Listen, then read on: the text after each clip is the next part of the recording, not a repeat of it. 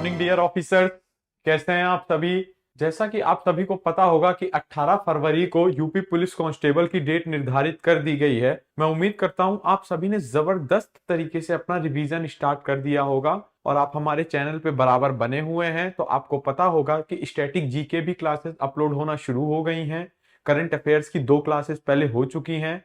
मैं कल या परसों में करंट अफेयर्स की दूसरी भी क्लास लेके आऊंगा और आपकी तैयारी को मजबूत करने के लिए आज मैं पॉलिटी का सेकंड मॉक टेस्ट लेके आ गया हूं।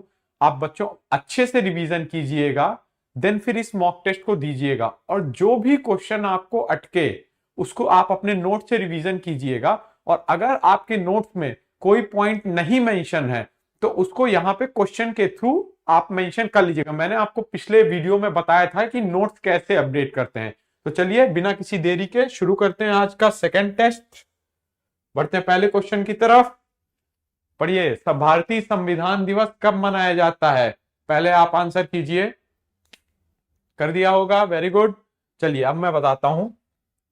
तो भारतीय संविधान दिवस कब मनाया जाता है। चलिए, आज मैंने भी ग्रीन शर्ट पहनी हुई है तो पहले ग्रीन कलर से स्टार्ट करते हैं। तो 26 नवंबर को संविधान दिवस मनाया जाता है। क्यों? क्योंकि इसी दिन 26 नवंबर 1949 को हमारा संविधान बनकर तैयार हुआ था। संविधान क्या हुआ था? बनकर तैयार हुआ था। और हम बात करते हैं लागू कब हुआ। तो लागू कब हुआ था? 26 जनवरी 1950 को। और इस दिन क्या मनाते हैं हम लोग? गणतंत्र दिवस। गणतंत्र दिवस यानी कि रिपब्लिक डे।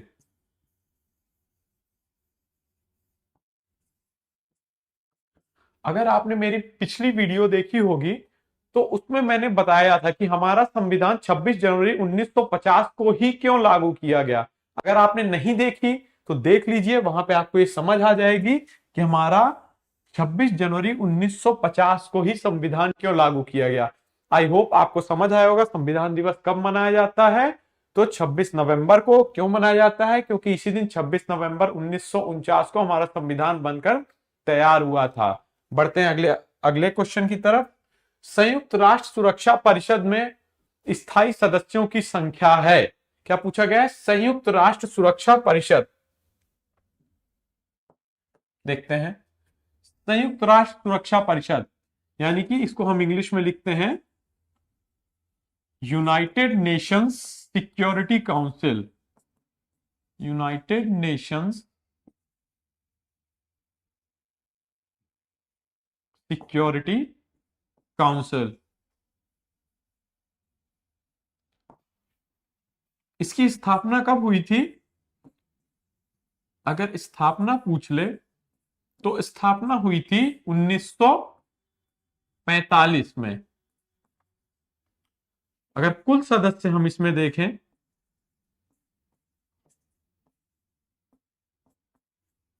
तो इसमें कुल सदस्यों की संख्या जो है वो 15 है। अब इन 15 में से कुछ स्थायी होते हैं और कुछ अस्थायी होते हैं। स्थायी सदस्य कितने होते हैं? 5। और मैंने अभी बताया कुछ अस्थायी होते हैं। अस्थायी कितने होते हैं? 10। और इनका कार्यकाल कितना होता है? कार्यकाल यानी टेन्योर। इनका कार्यकाल जो होता है वो 2 वर्ष का होता है। और ये अस्थायी होते हैं। आइए देखते हैं कौन कौन से। यूएसए यानी संयुक्त राज्य अमेरिका, यूके यानी यूनाइटेड किंगडम जिसको ब्रिटेन भी बोलते हैं। बच्चों, जब मैं मैपिंग की क्लास लूंगा तो मैं आपको बताऊंगा कि ग्रेट ब्रिटेन और यूनाइटेड किंगडम में क्या फर्क होता है एक ही देश, बस थोड़ा सा एक नई जगह कब्जा कर लिया है तो उसको यूनाइटेड किंगडम्स बोल देते हैं। और ग्रेट ब्रिटेन क्या होता है ये भी मैं आपको तभी बताऊंगा जब मैं मैपिंग की क्लास लूंगा। अभी बढ़ते हैं पॉलिटी की तरफ। यूके और रशिया फ्रांस, चाइना। आइए अब हम अपना क्वेश्चन देखते हैं क्या पूछा है। स्थायी सदस्यों की संख्या। अभी मैंने आपको बताया स्थायी सदस्य कितने होते हैं, तो हमारा सही आंसर हो जाएगा बी। 5 स्थायी सदस्य होते हैं। कौन कौन से? USA, UK, Russia, France and China. I hope आपको समझ में आया होगा। बढ़ते हैं अपने अगले क्वेश्चन की तरफ। देखते हैं, यदि पंचायत भंग होती है तो किस अवधि के अंदर निर्वाचन होंगे? अवधि पूछा है। आइए पंचायतों के बारे में हम पहले जानते हैं। तो हम देखेंगे 73वां संविधान संशोधन। ठीक है, 73वां संविधान संशोधन के तहत भाग 9 जोड़ा गया और 11वीं अनुसूची जोड़ी गई। दो चीजें कौन कौन सी? भाग 9 और अनुसूची 11। इस भाग 9 में 16 नए अनुच्छेद जोड़े गए, 16 नए अनुच्छेद जोड़े गए। और इस अनुसूची में कितने विषय हैं आपको पता ही होगा? 29 विषय।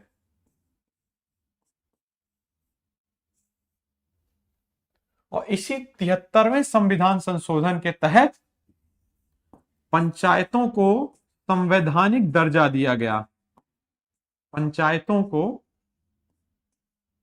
संवैधानिक दर्जा।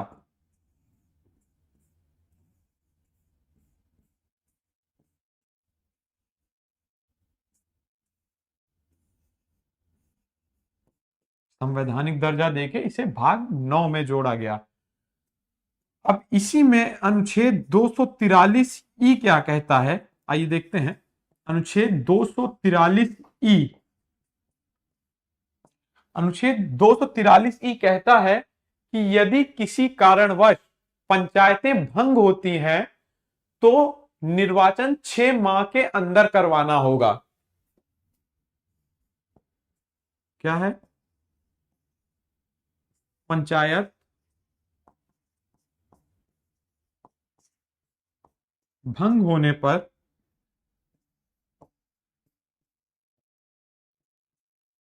6 माह के अंदर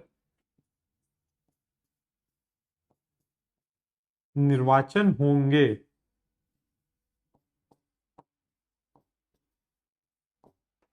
तो क्या दे रखा है? 6 माह। हमारा क्या पूछा है? किस अवधि के अंदर निर्वाचन होंगे? तो अभी मैंने आपको बताया 6 माह के अंदर। किस अनुच्छेद में दे रखा है? अनुच्छेद 243 ई में।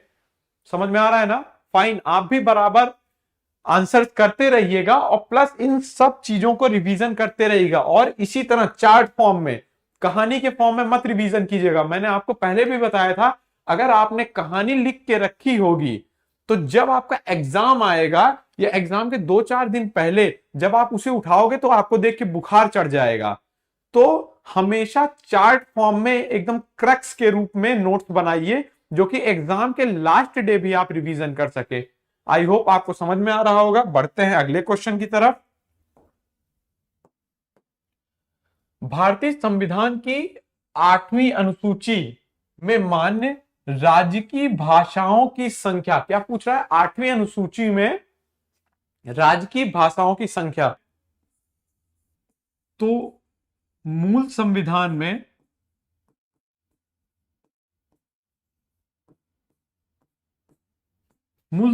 में कितनी भाषाएं थी? तो मूल संविधान में 14 भाषाएं थी। और ये कहां वर्णित थी 14 भाषाएं, या कहां वर्णित आज भी हैं जो बढ़कर हैं? तो 8वीं अनुसूची में।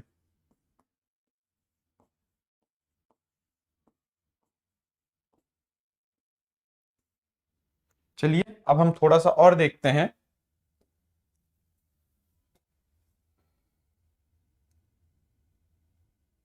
21वें संविधान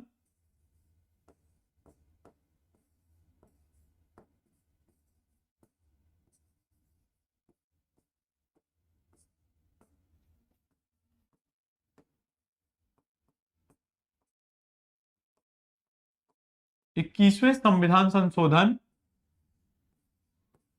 1967 द्वारा सिंधी भाषा जोड़ी गई। नेक्स्ट देखते हैं 71वें संविधान संशोधन 1992 द्वारा 3 भाषाएं जोड़ी गई। कौन कौन सी? मनेको, मनेको बिस्किट आता है ना, आप सबने खाया होगा नमकीन बिस्किट। ट्रिक है, याद कर लीजिए। मनेको मतलब मणिपुरी। ऐसी बहुत सारी ट्रिकें बताएंगे जब हम लेक्चर्स लेंगे। मणिपुरी, नेपाली और कोंकणी।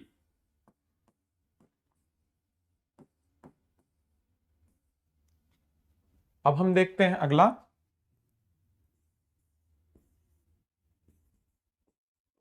92वें संविधान संशोधन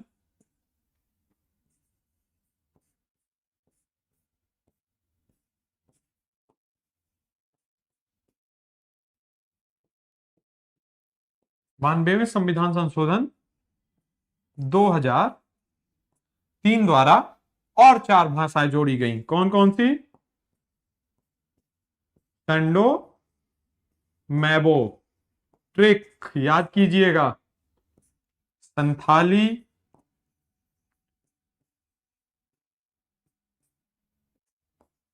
डोगरी, मैथिली और बोडो।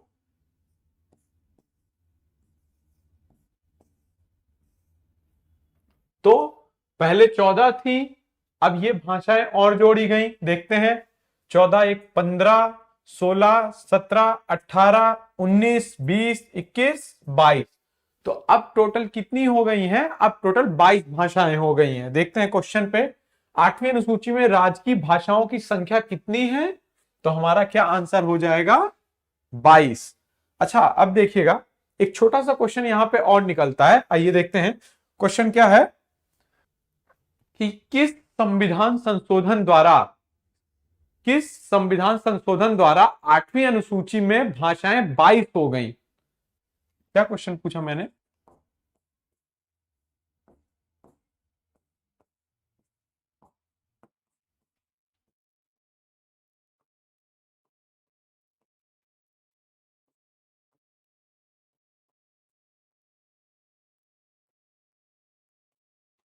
किस संविधान संशोधन द्वारा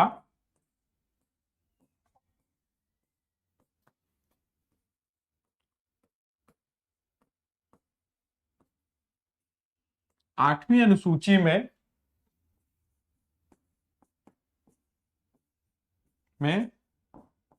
22 भाषाएं हो गई?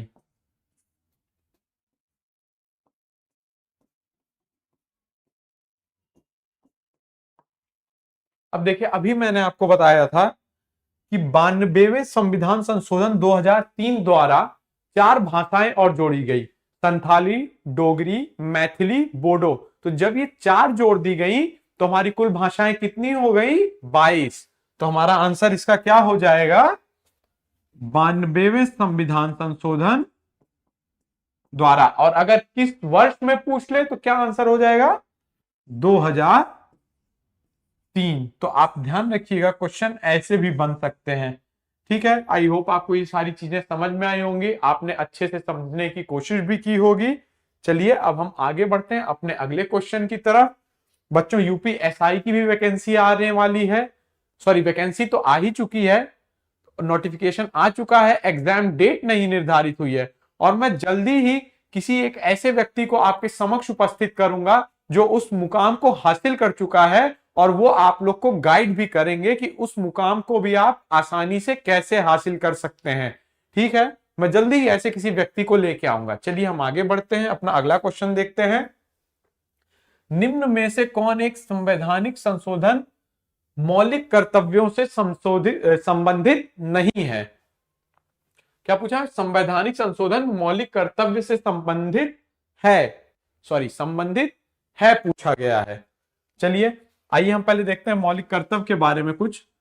तो स्वर्ण सिंह समिति की सिफारिश पर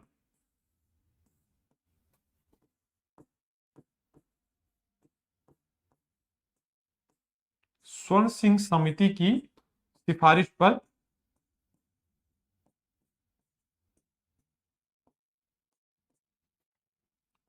42वें संविधान संशोधन 1976 द्वारा 42वें संविधान संशोधन 1976 द्वारा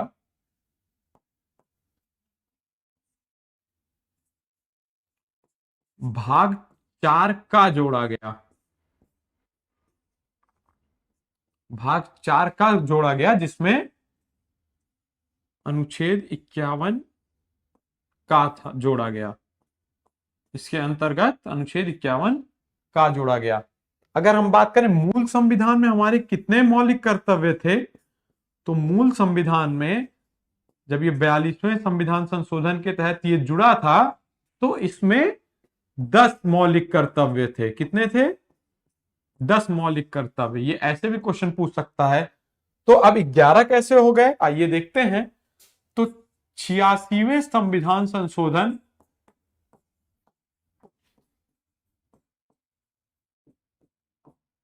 46वें संविधान संशोधन 2002, 46वें संविधान संशोधन 2002 के तहत 2 काम हुए। एक अनुच्छेद 21 का जोड़ा गया,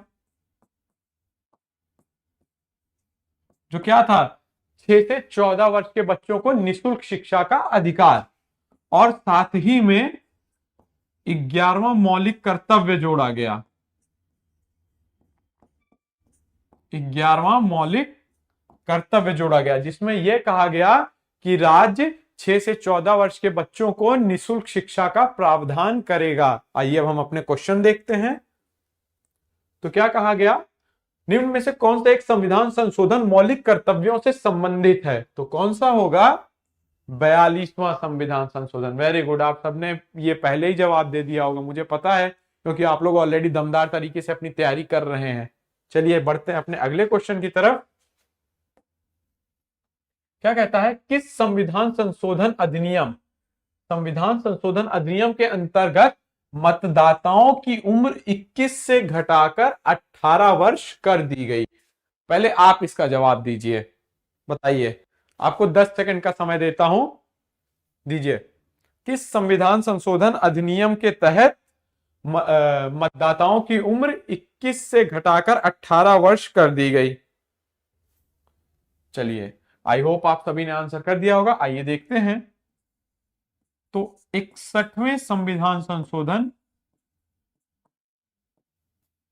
61वें संविधान संशोधन 1988 द्वारा यह उम्र 21 से घटाकर 18 कर दी गई। 21 से घटाकर 18 कर दी गई। और ये लागू कब हुआ? अगर हम बात करेंगे लागू कब हुआ,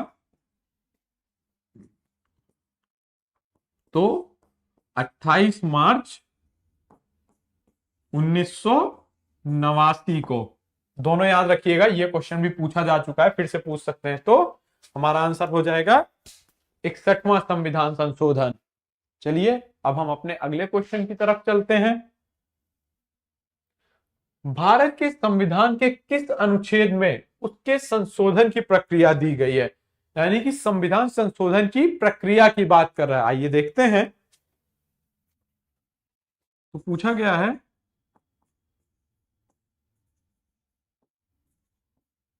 संविधान संशोधन की प्रक्रिया।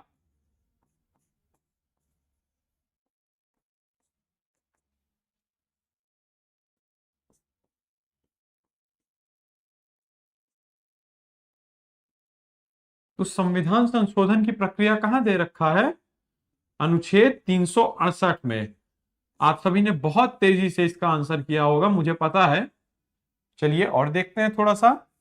और ये संविधान संशोधन कितने प्रकार से किया जाता है भारत में? तो इसका आंसर होगा 3 प्रकार से। कैसे? एक सामान्य बहुमत से,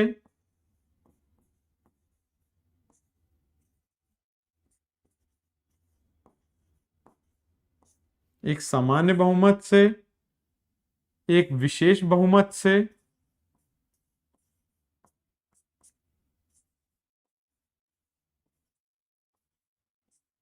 तथा एक और तरीका है विशेष बहुमत तथा राज्यों के अनुमोदन से, तथा राज्यों के अनुमोदन से।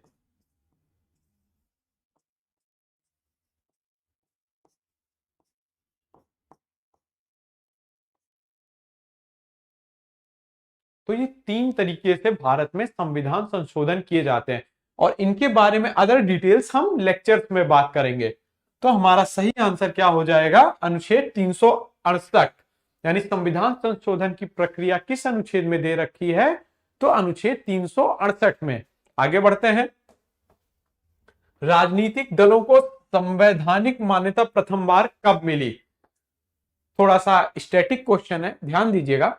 राजनीतिक दलों को संवैधानिक मान्यता, आइए इसको भी हम समझते हैं पहले। तो जैसा कि आप सभी को पता होगा, 52वां संविधान संशोधन द्वारा, 52वां संविधान संशोधन 1985 के द्वारा 10वीं अनुसूची जोड़ी गई।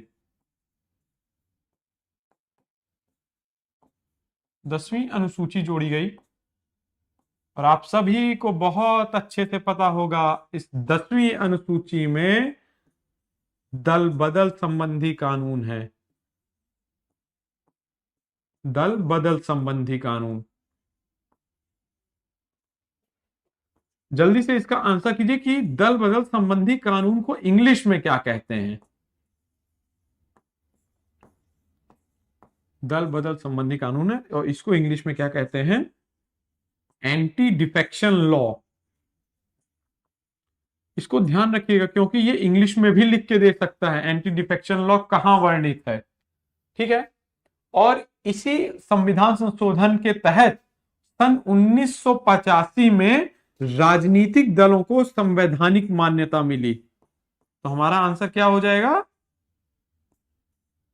1985 राजनीतिक दलों को संवैधानिक मान्यता।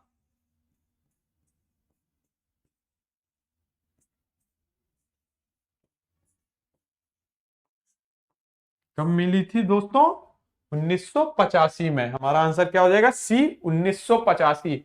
मैं फिर कह रहा हूं, अगर इनमें से कोई भी फैक्ट्स आपके नोट्स में मिसिंग है तो प्लीज 2-3 कलर की पेन लेके बैठिए प्रैक्टिस करने, और जो फैक्ट आपको अपनी कॉपी में या अपने नोट्स में ना मिले उसको प्लीज वहीं पे अलग अलग कलर की पेन से लिख लीजिए। इससे क्या होगा, आप जब रिवीजन करेंगे तो वो फैक्ट भी रिवीजन हो जाएंगे और कुछ भी इंपॉर्टेंट हो सकता है और कुछ भी पेपर में पूछा जा सकता है। तो इसी प्रोसेस को हम कहते हैं नोट्स अपडेशन। चलिए आगे बढ़ते हैं।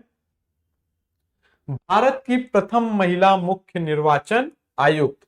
भारत की प्रथम महिला मुख्य निर्वाचन आयुक्त की अगर हम बात करें तो कौन थी? वीएस रामा देवी। चलिए समझ आया होगा। बढ़ते हैं नेक्स्ट क्वेश्चन पे।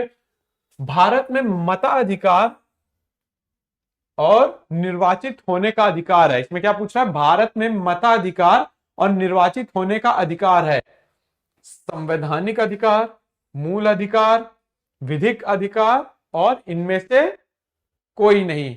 आइए हम देखते हैं इसके बारे में थोड़ा डिटेल ध्यान दीजिएगा। तो दोस्तों एक केस हुआ था,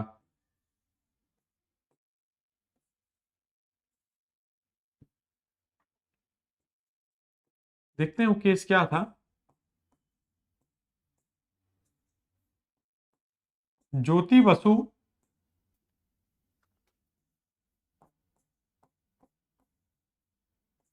बनाम घोषाल केस था एक। इसमें सर्वोच्च न्यायालय ने निर्णय दिया था, सर्वोच्च न्यायालय ने, माननीय सर्वोच्च न्यायालय ने निर्णय दिया था कि भारत में जो हमारा मताधिकार है वो एक कैसा अधिकार होगा, विधिक अधिकार होगा। कैसा अधिकार होगा, विधिक अधिकार, जिसको हम इंग्लिश में क्या बोलते हैं, स्टैट्यूटरी राइट।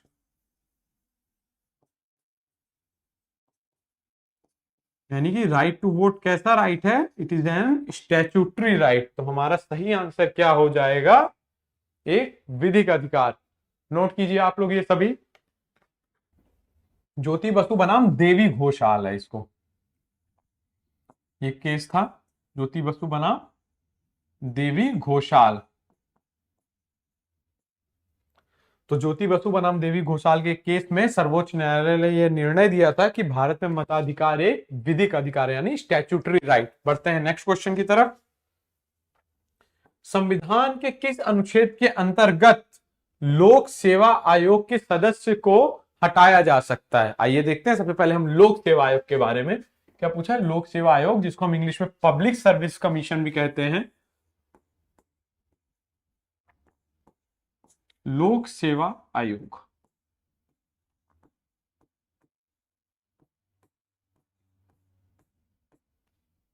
यानी कि पब्लिक सर्विस कमीशन।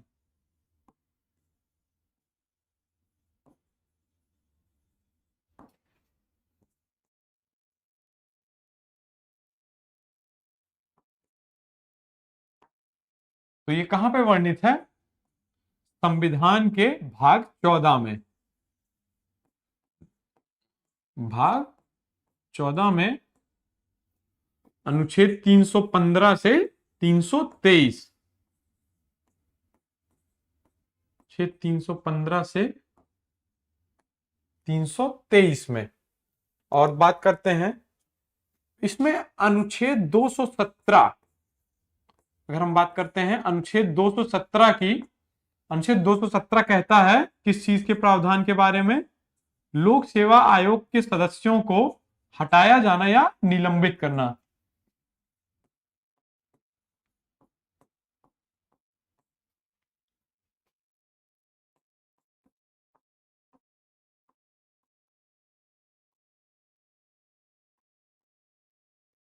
लोक सेवा आयोग के सदस्य का हटाया जाना या निलंबित होना, इसमें इस सब से संबंधित प्रावधान है। और किस आधार पर हटाया जाएगा, तो आधार क्या होगा, कदाचार के आधार पर, यानी मिस बिहेवियर के आधार पर। और किसके द्वारा, तो हमारा आंसर हो जाएगा राष्ट्रपति के द्वारा, यानी प्रेसिडेंट ऑफ इंडिया के द्वारा। चलिए आंसर देखते हैं। तो हमारा सही आंसर क्या हो जाएगा, अनुच्छेद 317। जब मैं लेक्चर्स लूंगा तो मैं आपको बताऊंगा कि जो आखिर हमारा आज लोक सेवा आयोग है, चाहे वो स्टेट लोक सेवा आयोग हो, चाहे वो यूनियन का यानी संघ का लोक सेवा आयोग हो, इसका जो नींव पड़ा वो कहां से पड़ा, किस कमीशन के द्वारा पड़ा, और जिस एग्जाम के लिए आज इतनी बड़ी होड़ लगी है, 10-10 लाख बच्चे एग्जाम देते हैं और पूरा दिन रात मेहनत करते हैं, आखिर उसकी शुरुआत हुई कैसे और कब से हुई, पहले क्या इंडिया में ही होती थी या पहले किसी और देश में होती थी, और विश्व में सबसे पहले लोक सेवा आयोग की परीक्षा कहां पे हुई, यानी कि सिविल सेवा परीक्षा कहां पे हुई। अगर आपने स्टैटिक का पोर्शन लिया हो तो अशोक सर ने बताया था कि सबसे पहले सिविल सेवा परीक्षा चीन में शुरू हुई 806 ईस्वी में। चलिए आगे बढ़ते हैं। निम्नलिखित में से कौन सी एक संविधानेतर संस्था है, क्या पूछा है, संविधानेतर यानी संविधान उत्तर, संविधान प्लस उत्तर, यानी कि ऐसी संस्था जो संविधान में वर्णित नहीं है। तो संघ लोक सेवा आयोग आपको पता है कहां पे है, अभी मैंने आपको बताया संवैधानिक संस्था है। अनुच्छेद 315 में। वित्त आयोग आपको पता है अनुच्छेद 280 में है। निर्वाचन आयोग आपको पता होगा अनुच्छेद 324 में है। और नीति आयोग यह संविधान में वर्णित नहीं है, यह योजना आयोग की जगह पे लाया गया था। चलिए कुछ नीति आयोग के बारे में भी हम बात कर लेते हैं।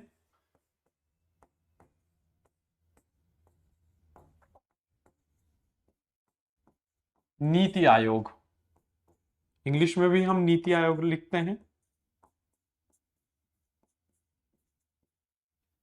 गठन कब हुआ था? अभी मैंने आपको बताया था 1 जनवरी 2015 को, योजना आयोग की जगह प्रधानमंत्री मोदी के द्वारा। ठीक है, इसका अध्यक्ष कौन होता है? के अध्यक्ष प्रधानमंत्री स्वयं होते हैं।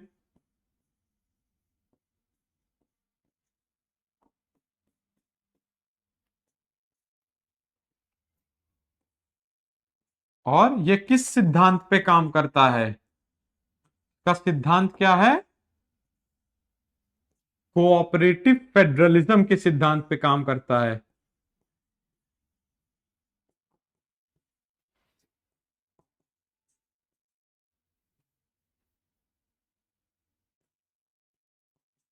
किस सिद्धांत पे काम करता है नीति आयोग? Cooperative federalism. आप ये सब चीजों को नोट कीजिए। 1 जनवरी 2015 को इसका स्थापना हुआ था। इसके अध्यक्ष प्रधानमंत्री महोदय होते हैं। और इसका सिद्धांत क्या है? कोऑपरेटिव फेडरलिज्म, या जिसको हम हिंदी में कहते हैं सहकारी संघवाद।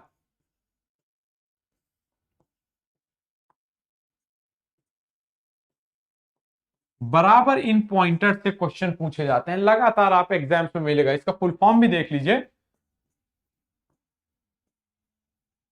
National institute for transforming India. ये गवर्नमेंट के थिंक टैंक के रूप में काम करता है। नेशनल इंस्टीट्यूट फॉर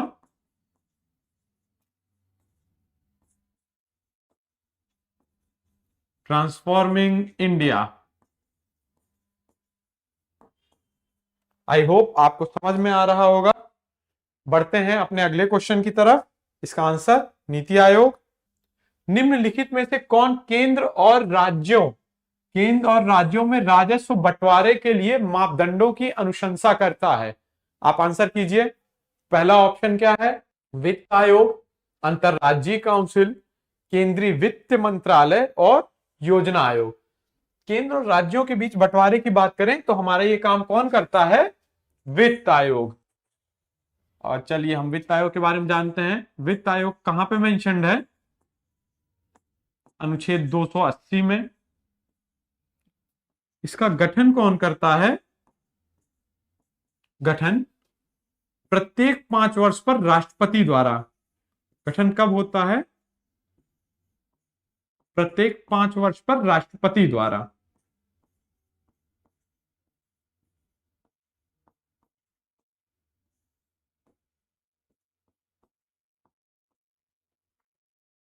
चलिए अब हम प्रथम वित्त आयोग के गठन की बात करें तो प्रथम फाइनेंस कमीशन, एफसी मतलब यहां मैं फाइनेंस कमीशन लिख रहा हूं। प्रथम फाइनेंस कमीशन का गठन कब हुआ था?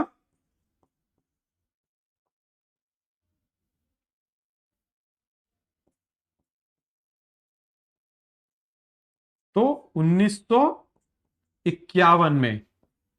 इसके अध्यक्ष कौन थे?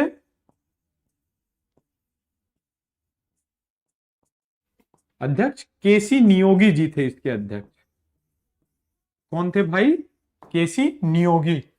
और अभी हम वर्तमान में अगर बात कर लें तो वर्तमान में अगर हम देखें तो अभी 31 दिसंबर 2023 को 31 दिसंबर 2023 को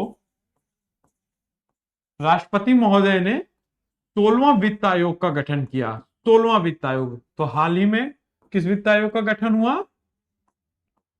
16वां वित्त आयोग। और इसका अध्यक्ष किसको बनाया गया?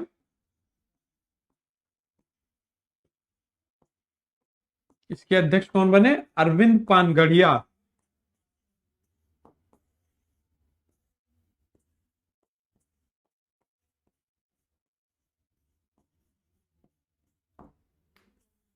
अरविंद पानगढ़िया। अरविंद पानगढ़िया जी कौन थे? ये नीति आयोग के पूर्व उपाध्यक्ष भी रह चुके हैं। तो हमारा क्वेश्चन क्या था? वित्त आयोग क्या करता है? केंद्र और राज्यों के बीच राजस्व बंटवारे के लिए मापदंड की अनुशंसा करता है। चलिए हम आगे नेक्स्ट क्वेश्चन पे बढ़ते हैं। प्रायः किसकी सलाह पर राष्ट्रपति शासन लागू किया जाता है? चलिए पहले हम बात करते हैं राष्ट्रपति शासन, ब्लैक कलर में ही बात करते हैं। तो देखेंगे हम अनुच्छेद 356, राष्ट्रपति शासन का वर्णन किसमें है? अनुच्छेद 356 में।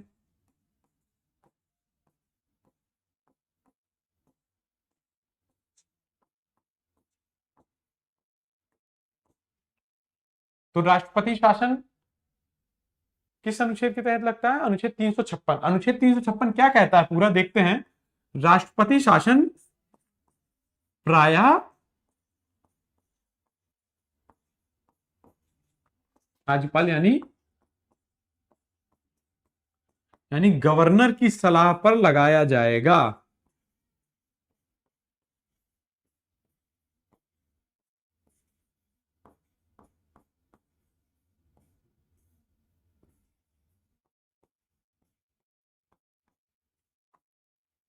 ठीक है, क्या कहता है अनुच्छेद 356? राष्ट्रपति शासन प्रायः राज्यपाल की सलाह पर लगाया जाएगा। तो किसकी सलाह पर लगाया जाता है?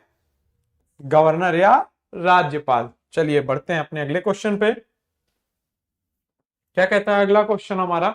निम्नलिखित में से कौन अंतरराज्यीय परिषद गठन करने के लिए अधिकृत है? क्या पूछा गया है? अंतरराज्यीय परिषद यानी कि इंटर स्टेट काउंसिल।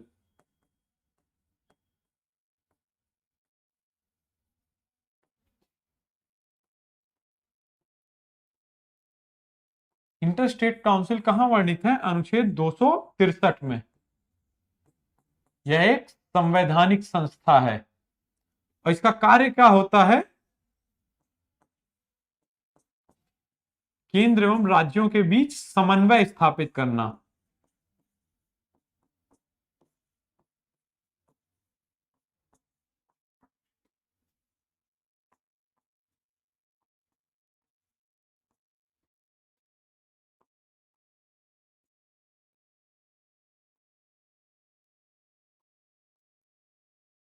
क्या कार्य करता है? केंद्र एवं राज्यों के बीच समन्वय स्थापित करता है।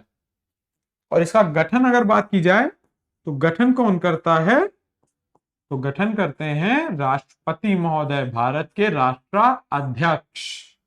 हमारा क्या आंसर हो जाएगा? कौन गठन करता है? राष्ट्रपति महोदय। आई होप आपको ये सारी चीजें समझ में आ रही होंगी। और मैं फिर से बोल रहा हूं, मैं जल्दी ही किसी सब इंस्पेक्टर को आप सभी से मिलाने के लिए लाऊंगा। मैं उनसे रिक्वेस्ट करूंगा वो आप सबको गाइड करें, कैसे उन्होंने इस मुकाम को हासिल किया और कैसे भी आप भी कर सकते हो। कौन कौन से उनको चैलेंजेस आए हैं जो आपको ना फेस करने पड़े। और बेटा एक इतिहास गवाह है, जिसने जितना संघर्ष किया है वो उतना ऊपर गया है, बट अनटिल अनलेस वो संघर्ष सही दिशा में होना चाहिए। तो मैं जल्दी ही किसी दरोगा साहब को बुलाऊंगा जो आप लोग को वो सही दिशा दिखाएंगे। बाकी संघर्ष तो आप करते ही हैं, संघर्ष सब करते हैं। बढ़ते हैं अगले क्वेश्चन की तरफ। उच्च न्यायालय के सेवानिवृत्त जज को पेंशन कहां से दी जाती है? पूछा गया है उच्च न्यायालय के सेवानिवृत्त जज को पेंशन कहां से दी जाती है। आइए देखते हैं। पहले सबसे पहले हम उच्च न्यायालय की बात कर लें।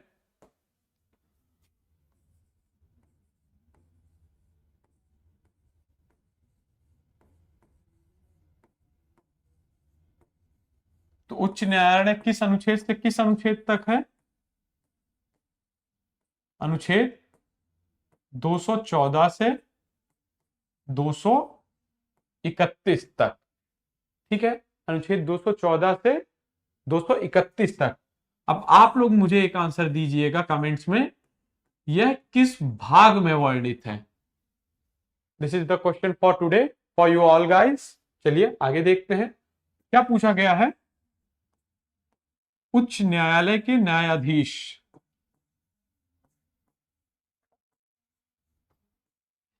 उच्च न्यायालय के न्यायाधीश के बारे में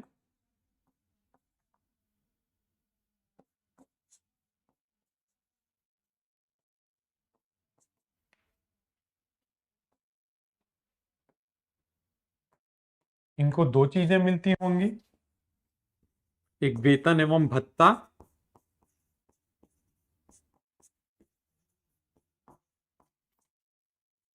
वेतन एवं भत्ता, और अगर हम दूसरी चीज की बात करें तो इन्हें पेंशन भी मिलती है। जब हम वेतन एवं भत्ते की बात करेंगे तो वेतन एवं भत्ता कहां से मिलता है? राज्य की संचित निधि से।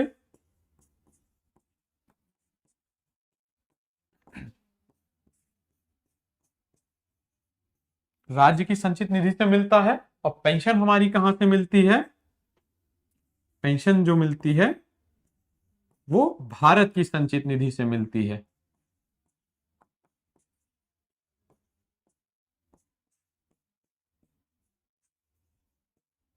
चलिए हम देखते हैं हमारा क्वेश्चन क्या पूछ रहा है। तो पेंशन पूछा गया, पेंशन कहां से मिलती है? अभी मैंने बताया भारत की संचित निधि से, तो हमारा सही आंसर हो जाएगा ए, भारत की संचित निधि से। अगर ये आपके नोट्स में नहीं मेंशन्ड है तो इसे प्लीज मेंशन कर लीजिएगा। आई होप आपको सारी चीजें समझ आ रही होंगी। पढ़ते हैं नेक्स्ट क्वेश्चन पे। निम्नलिखित में से किस राज्य में द्विसदनात्मक विधायिका नहीं है? देखिए extreme word, always mark the extreme word, जैसे नहीं, गलत, अगर ये आ जाए तो इसको सबसे पहले मार्क कर लीजिए। द्विसदनात्मक विधायिका का अर्थ क्या है? विधानसभा और विधान परिषद।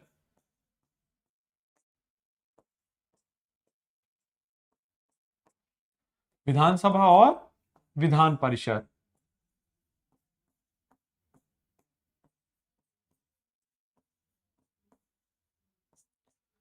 तो सबसे पहले गवर्नमेंट ऑफ इंडिया एक्ट 1935 यानी भारत सरकार अधिनियम 1935 के तहत कुछ राज्यों में द्विसदनात्मक विधायिकाएं स्थापित की गई थी। अब ये क्वेश्चन पूछ रहा है किस राज्य में? विधानसभा तो हर राज्य में होती है, ये हर राज्य में है, सभी राज्यों में विधानसभाएं सभी राज्यों में उपस्थित हैं, परंतु विधान परिषद हर राज्य में नहीं है। तो यही पूछा गया है किस राज्य में द्विसदनात्मक विधायिका नहीं है। अब किस किस राज्य में विधान परिषद है, आइए हम इसकी ट्रिक देख लेते हैं। तो इसकी ट्रिक क्या होगी?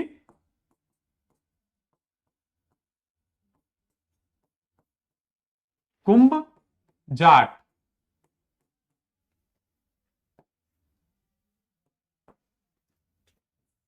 के से कर्नाटका,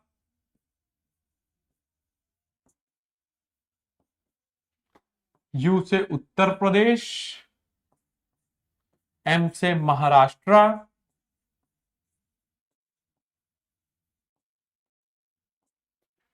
बी से बिहार,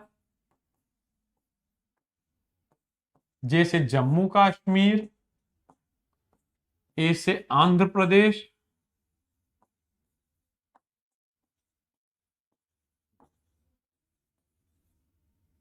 टी से तेलंगाना। चलिए कौन कौन से? कर्नाटका, महाराष्ट्र, उत्तर प्रदेश, बिहार, जम्मू कश्मीर, आंध्र प्रदेश, तेलंगाना। क्या ट्रिक है? कुंभ जाट। आइए आंसर देखते हैं।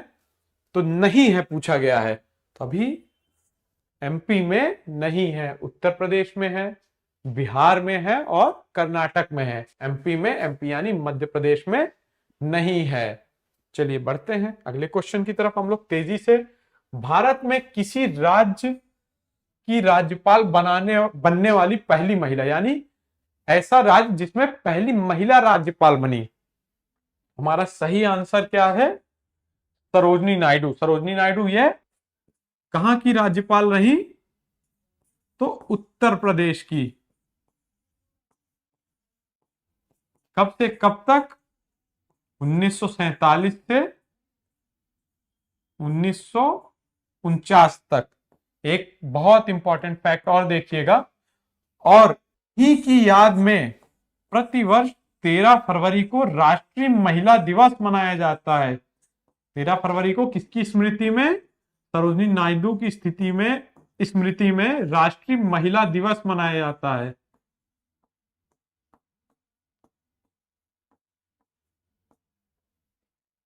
ओ सरोजनी नायडू। चलिए आगे बढ़ते हैं। भारतीय संविधान के किस अनुच्छेद के तहत राज्यपाल को विधानमंडल के विश्रांति काल में अध्यादेश प्रख्यापित करने की शक्ति प्रदान की गई है? तो सबसे पहले हम देखते हैं राज्यपाल।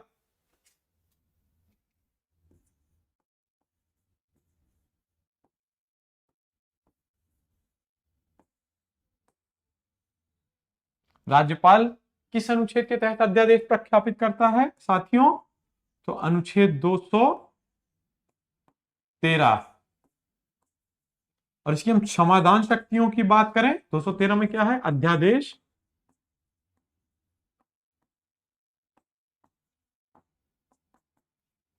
और अनुच्छेद 161 में क्या दे रखा है? इसकी क्षमादान शक्तियां।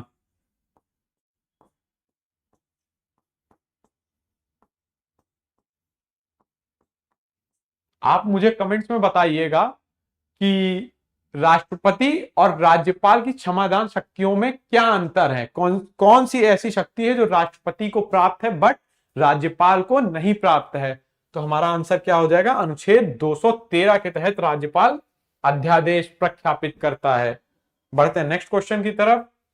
जनहित याचिका कहां पर प्रस्तुत की जा सकती है? अगर हम बात करें जनहित याचिका, इसको इंग्लिश में क्या लिखा जाता है? PIL, यानी कि पब्लिक इंटरेस्ट लिटिगेशन।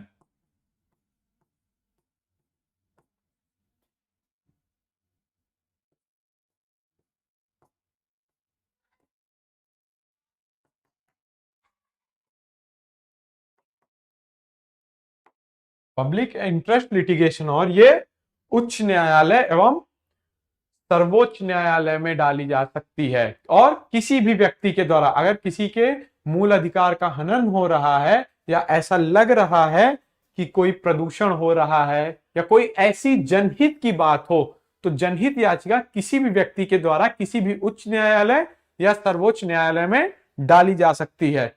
आप लोग बराबर लगे रहिए, बढ़ते रहिए। गुजरा हुआ कल गवाही दे या ना दे, आने वाला कल सलामी जरूर देगा। आपके सिलेक्शन के बाद आपको सलामी जरूर मिलेगी। थॉट फॉर द डे क्या है? गुजरा हुआ कल गवाही दे या ना दे, आने वाला कल सलामी जरूर देगा। आज के लिए इतना ही। अब इसके बाद जो हमारा टेस्ट होगा, मॉक टेस्ट होगा, वो कैसा होगा? सेक्शनल वाला होगा, यानी जिसके आपको हैंड रिटन नोट्स भी मिलेंगे। मेरे हैंड रिटन नोट्स आपको टेलीग्राम ग्रुप में मिलेंगे। आप लोग ज्वाइन हो जाइए, बढ़िया से तैयारी करते रहिए। मिलेंगे अगली क्लास में सेक्शनल मॉक टेस्ट के साथ। तब तक के लिए जय हिंद, जय भारत।